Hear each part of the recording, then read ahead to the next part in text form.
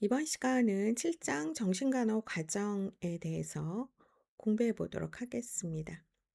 간호 과정에는 5가지 단계가 있고 또 간호 기록, 이러한 모든 간호 과정을 거쳐서 나중에는 간호 기록을 해야 합니다. 간호 과정은 대상자의 어려움을 이해해서 간호를 제공하기 위한 과학적인 방법이에요. 그래서 간호사정, 진단, 계획, 수행, 평가의 5단계로 구성되어 있으며 이 5단계가 연속적이면서 상호 연관되어 있죠. 의사결정과 문제 해결을 위한 비판적이고 크리티컬하고 시스터매틱, 체계적인 사고의 어떤 프레임, 틀을 제공합니다.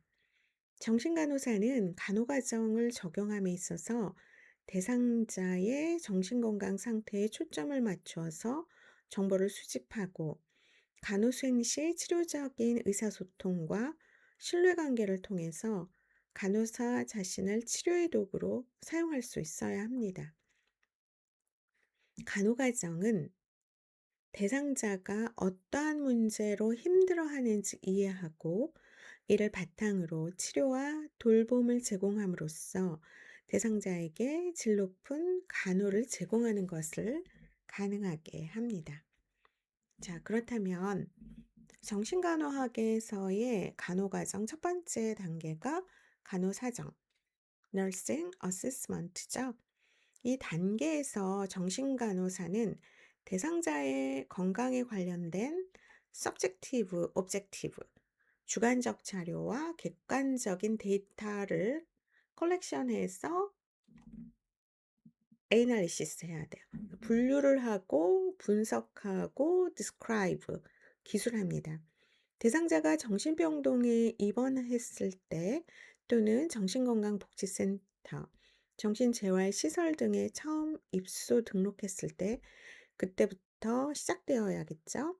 대상자의 현재 상태를 알기 위해서 continually, 지속적으로 사정해야 돼요. 간호사정은 대상자의 need, 요구에 부합된 간호 계획을 수립하는 단계의 기반이 되고 중재와 치료 과정 및 효과를 평가하는 데도 유용한 임상적 기초 자료가 됩니다. 그래서 사정에 자료를 수집을 하는데 간호 정보를 사정하죠. 기본 정보, 개인 정보, 건강력, 가족력, 정신 상태 사정이 들어가죠. 면담, 설문 도구를 통해서 어세스하고 자료를 비교해서 분석합니다. 특히 정신간호학에서의 어세스먼트는 문화적 고려와 효율적인 의사소통 능력을 필요로 하고 많은 배경 지식을 포함하는데 예를 들면 중요한 지지 체계가 누가 있는지 혹은 다른 어떤 기관이 있는지, 가족, 문화적, 집단적 체계, 영적, 철학적 가치, 힘, 건강신념과 수행 등이 있죠. 그 다음이 진단인데 문제와 병의 원인을 확인하고 간호진단과 문제 목록을 구성하죠. 간호진단의 우선순위를 정하죠. 계획, 목적과 목표를 설정하면서 중재계획을 기록을 하는데 대상자의 문화적 상황을 고려해서 간호 수행에 대한 예상된 결과를 확인하고 측정 가능한 목표로 예상되는 결과를 기록을 합니다. 중재계획에서는 어떤 인터벤션이 과학적인 베이스가 있어야 돼요. Evidence-based nursing. 그러니까 근거 중심의 중재 여부를 확인을 해야 돼요. 대상자의 문화적인 상황과 건강신념에 적합한 중재를 제공하도록 노력을 하고 대상자가 이해할 수 있는 용어로 계획하고 기록을 해야 된다라는 거. 그러면 수행은 일반 간호사로서 가능한 중재, 치료의 협동, 건강교육과 증진, 또 약물학적, 생물학적, 통합적 치료 이렇게 있는데 정신 전문 간호사로서 가능한 중재 이렇게 두 개로 나눠지죠. 그렇다면 정신과적 간호 실무를 제공하고 정신치료, 상담, 자문, 교육 및 연구를 합니다. 평가에서는 평가의 결과 기록하고 만약에 기대하는 목표에 도달하지 못한 경우 추가적 자료를 수집해서 재평가하고 계획을 수정을 해야 합니다. 그렇다면 우리가 이제 면담을 할 때 면담 방법에서 첫 번째 면담 환경이 중요하겠죠. 대상자와 간호사 모두가 안전하고 편안하며 조용하고 비밀이 보장되는 환경에서 정신 사회적 요인과 정신 상태를 사정합니다.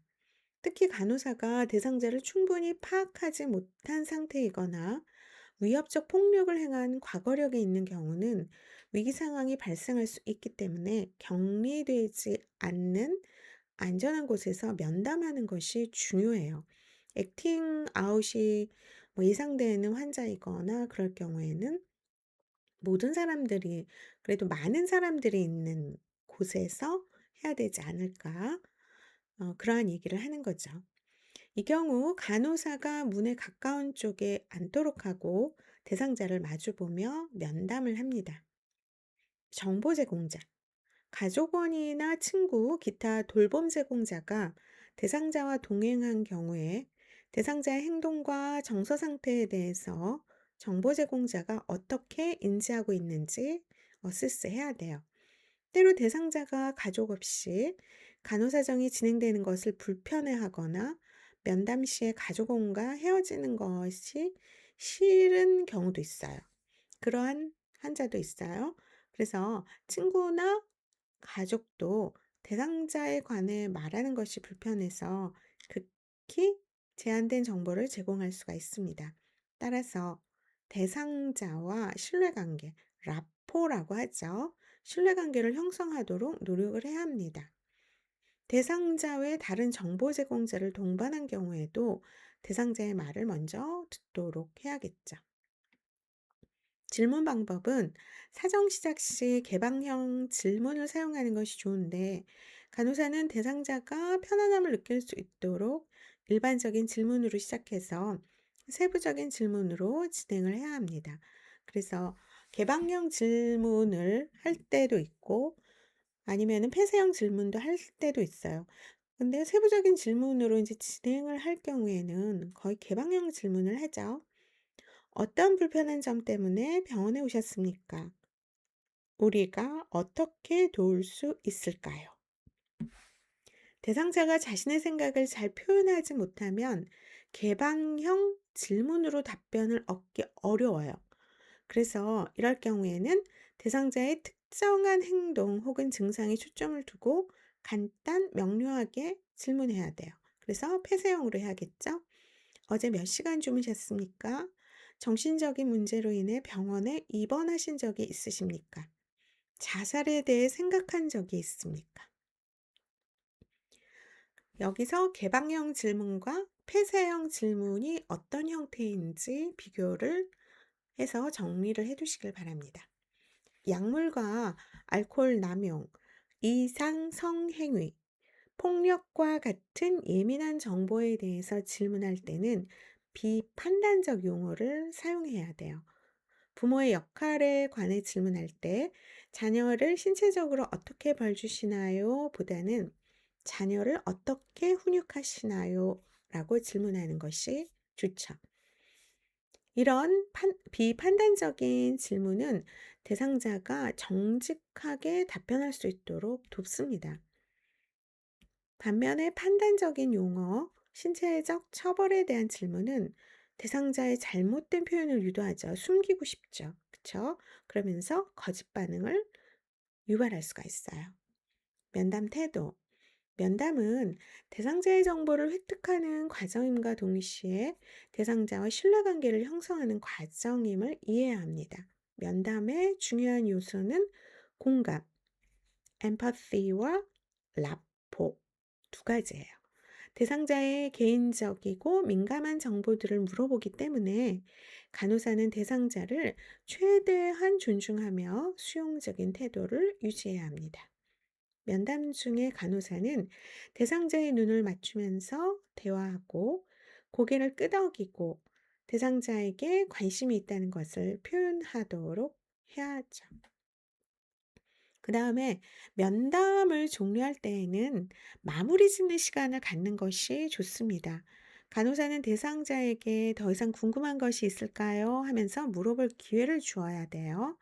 또한 향후 계획에 대해서도 상의하고 대상자에게 시간을 내어준 것에 대해서 감사 표현을 하며 면담을 종결하도록 해야 합니다.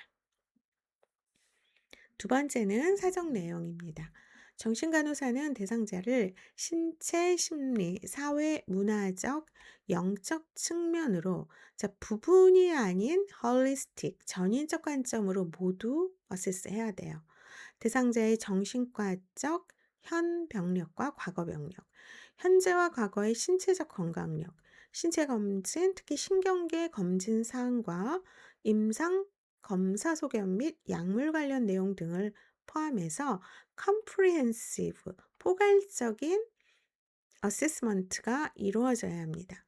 또한 정신간호사는 대상자의 과거, 연령, 발달 단계, 문화, 정신적 신념, 건강과 질병에 관한 믿음 등 정신사회적 요인과 정신상태사정, mental status examination을 간호사정에 포함해야 합니다.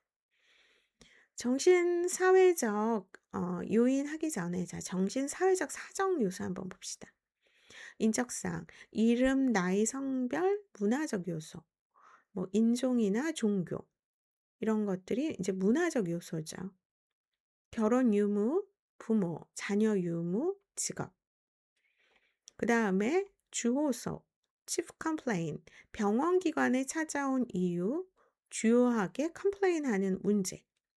정신과적 현병력, 현재 증상, 발병 시기, onset, 유발 요인, 증상이 대상자에게 미친 영향도 들어가야 됩니다. 그 다음에 정신과적 패스트 히스토리, 과거력, 증상의 심각도, 질병의 경과, 입원력, 병식, 인사이트. 내가 이 질환에 대해서 알고 있는지, 이 질환을 내가 지금 걸려 있는 상태인지, 그게 인사이트예요. 그 다음에 판단력. 내과적 과거력에는 입원력, 수술력, 투약 상태, 신체와 자가간호의 내용, 신체 사정, 식습관, 수면 양상, 건강 문제, 처방된 약의 정확한 복용, 일상생활 수행 능력이 들어갑니다. ADL이죠. 개인력, 발달력, 병전의 성격, 사회적 경험, 학대 경험, 군 입대 경험, 성적인 과거력, 출산력, 직업 및 교육 경력. 자아 개념에는 자신에 대한 개인적인 관점, 자신의 신체에 대한 묘사, 개인적 자질과 특성, 건강과 질병에 관한 믿음이 들어갑니다. 가족력에 가계도 가족 구성원, 가족들의 정신질환 유무, 대상자와 가족 구성원 사이의 관계, 가족의 전통, 가풍, 종교적 배경, 대상자의 질환에 대한 가족 구성원들의 태도, 역할과 관계에서는 현재 역할, 역할에 대한 만족도, 역할에 대한 성공도, 의미 있는 관계, 지지 체계가 들어가죠. 정신사회적 요인을 보면 정신사회적 요인에서 연령과 발달 단계는 중요한 사정 요소가 될 수가 있습니다. 그래서 연령과 발달 수준이 적합한지 혹은 표준 성장 발달 수준과 relative 비교해서 evaluation을 해야 돼요. 비교해서 평가를 해야 된다는 거죠. 예를 들어서 어떤 대상자는 부모로부터 독립을 시도하면서 개인의 정체성에 대해서 conflict 할 수 있어요. 갈등할 수 있어요. 대상자가 17, 18세인 경우에는 아직 성인이 아니잖아요.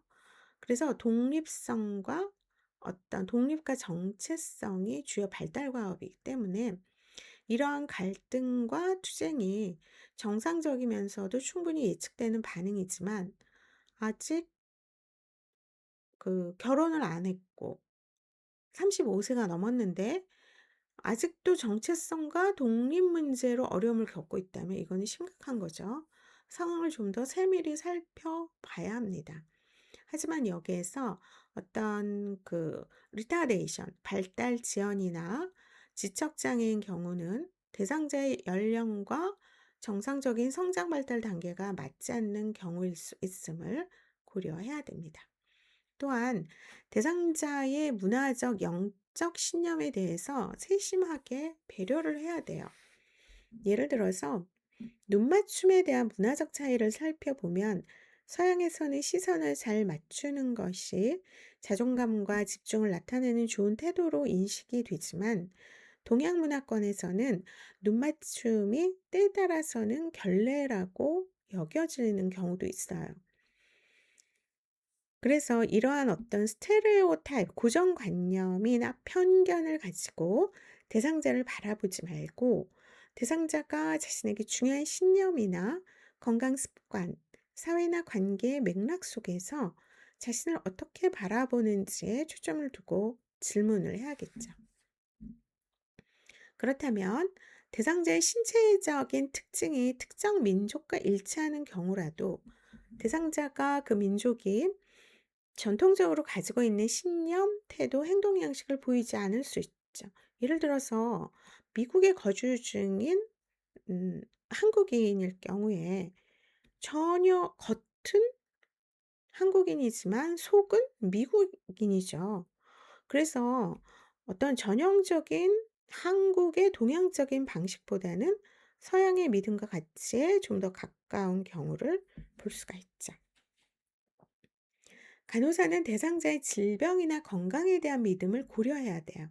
어떤 사람은 외부 또는 전문가의 도움을 구하는 것을 개인적인 나약함의 신호라고 생각하고, 정서적 문제나 심리적인 문제를 가진 구성원들 사이에서만 다뤄야 하는 가족 문제로 볼 수가 있습니다.